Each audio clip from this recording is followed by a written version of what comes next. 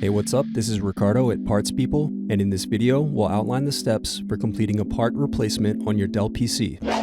Visit our website and use this coupon for a 5% off discount.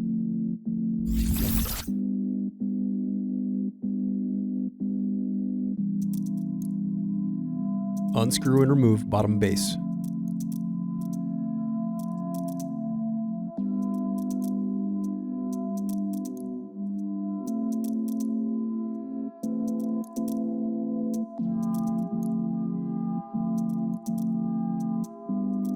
Now unscrew and disconnect battery.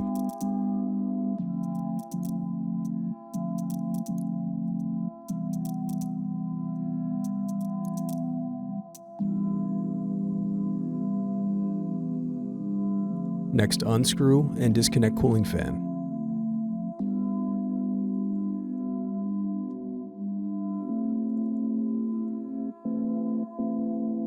Thanks for watching. Don't forget to like and subscribe if you enjoyed this video.